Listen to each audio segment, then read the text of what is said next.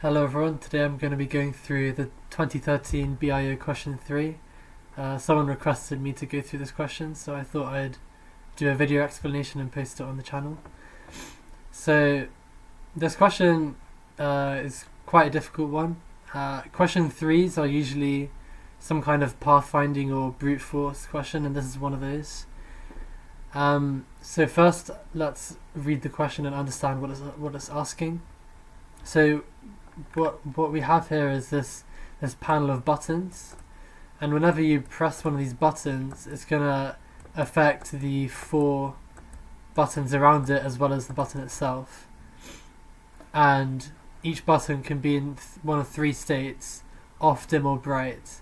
And whenever the button is affected, it changes from off to dim, dim to bright, or bright to off.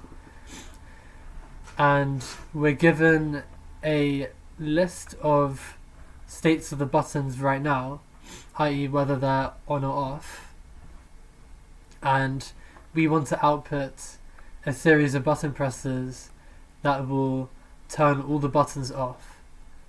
And if that doesn't make sense, then I suggest rereading the question.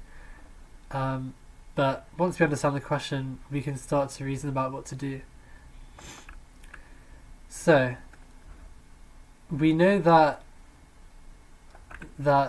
also in our answer, it says here that a button can be pressed at most twice, and this is a good hint to us that the solution size that we're searching for isn't going to be that big. At most, we can press each of the 25 buttons in one of 3 different distinct ways. We can either press it 0 times, 1 times, or 2 times. So the number of solutions that we're going to be searching through is 3 to 25, so it's about 1 trillion.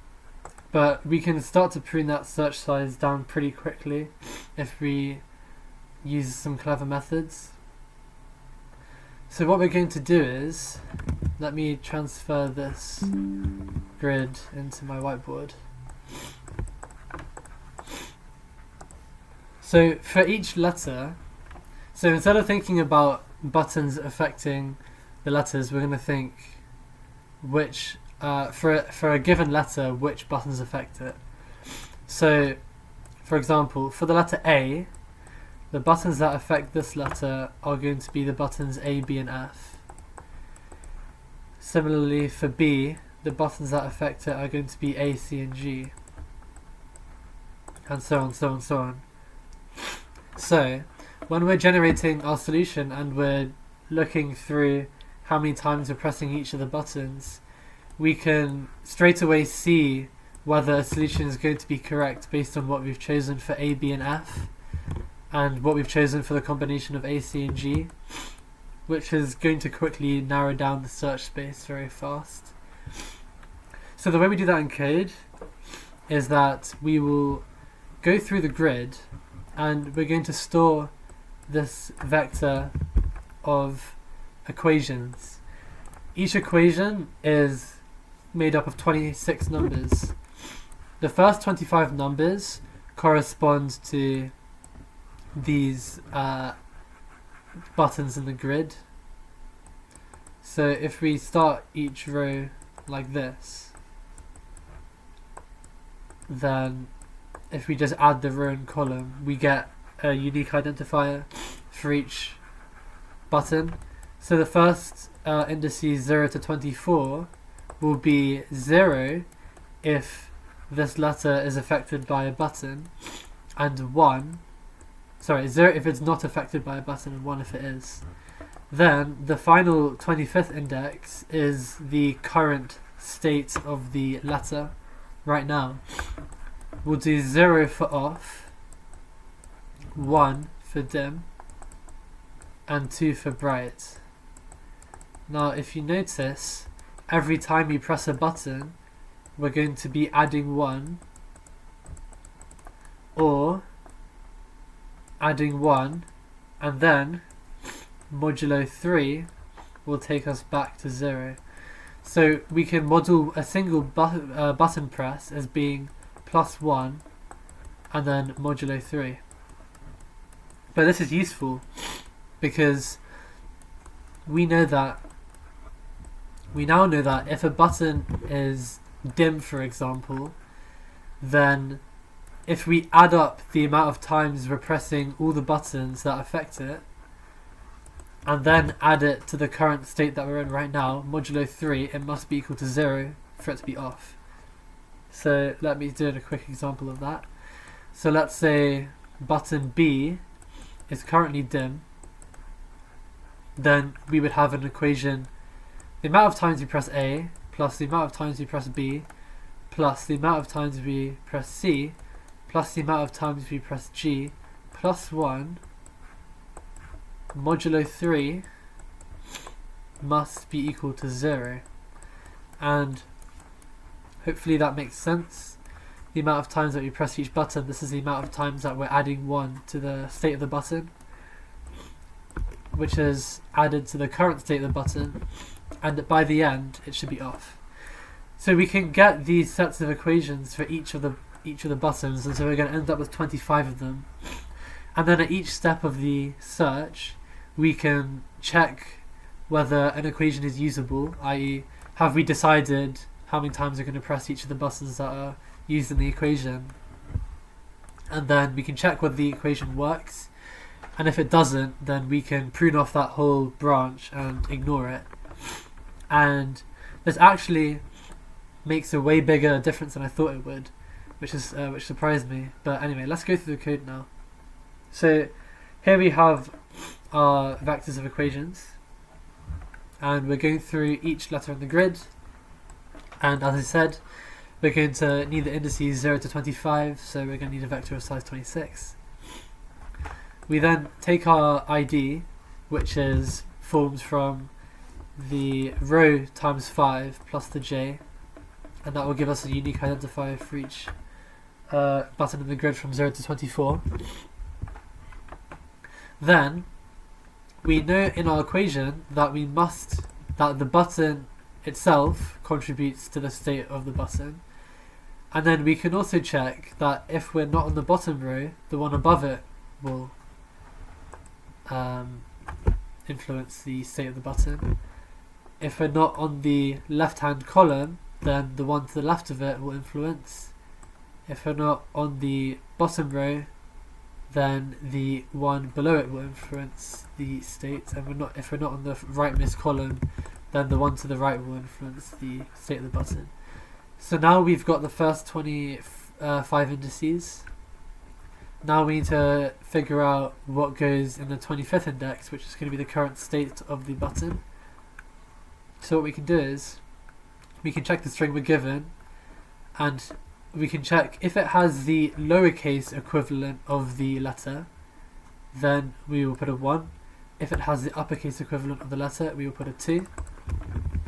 Because in the question it says that the states are given as a string of characters where lowercase means dim and uppercase means bright, and not mentioned means off. Okay, cool. Once we have this equation, we can just add it to the list. So now we've got a list of 25 equations for each button. Now we just do a complete search algorithm, which is just a simple DFS with pruning. So what we do is we have a pointer globally, which is how many buttons have we filled in, have we decided on so far. So it starts off with 0 because we don't know any of them. And we also have this vectorant solution, which holds the number of times we're going to press each button. So now, at the start of each iteration of the DFS, we need to check whether the current solution we have right now is compatible with all of the equations so far. So what we can do is we can go through each of the 25 equations, and we have this boolean called usable. So usable is important because we may not have fully decided whether we're going to be using, we may not have fully decided how many times we're going to press some of the buttons. So we should only check the equations for which we've already decided on the amount of times we're going to press them. So what we do is we just go from the pointer until the end and make sure that there's not a button that we haven't decided on that's being used. And if there is, we're going to say that it's not usable and we're just going to skip it. But if it is usable, then we make our sum using the current state of the button and adding on each of the buttons that have been decided in our solution already. And if we modulo 3 and it's not 0, then our solution's not good, and we get rid of this branch of the search, which is here. Now, if our pointer is 25 and we haven't been cut off, that means we've got a valid solution, so we can return true that we found something. Otherwise, if our pointer is not 25 but everything's still compatible so far, we can perform the searching, the transitions. So in our pointer, we put in the candidate number of times we're going to press the button. So we only need to try I from 0, 1, 2 because in the question it says we can only press the button at most twice. So we're going to attempt to press it I times and then solve the rest of it after incrementing the pointer. If this returns true, that means we found a solution and we can return true all the way back down the chain. Otherwise, we take one away from the pointer and we try again. And in the end, if we don't find any good solutions, then we return false because this whole branch isn't good. Okay, so now once we do that, all we need to do is call the function, see if it returns true. If it does, then we print out our answer. If it doesn't, we print out that it's impossible. When we're printing out our answer, we can just check how many times we pressed each button. If we pressed it once, we output the lowercase alphabet, and if you press it twice, we output the uppercase alphabet.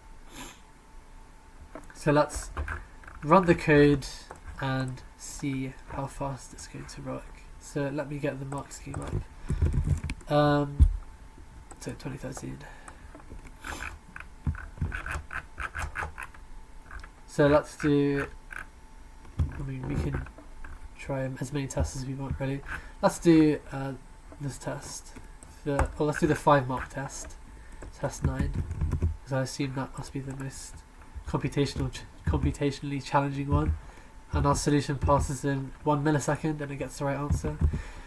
This DHLN thing is right at the bottom. Now, if we now do one of the ones where it says impossible, so let's do A, B, C, D, F, and make sure that that says impossible. Oh, 28 milliseconds, so impossible. The reason why this is 28 milliseconds is because that when it's impossible, it means it's had to check every single branch. Because if we get a solution, then we might not fully explore the search space. But if it's impossible, we have to search everything, which is why it's a lot slower. But still, 28 milliseconds comfortably passes in 1,000, so that's fine. This bit at the bottom is just timing the function, so don't worry about this chrono stuff. But yeah, that's pretty much it. So if you have any questions, just write a comment. If you want me to go through any more questions, then write me a comment. And thank you, Andrew, for the email, and I hope you understood the task, and good luck with preparing for the bio. Maybe I'll see you in the finals this year.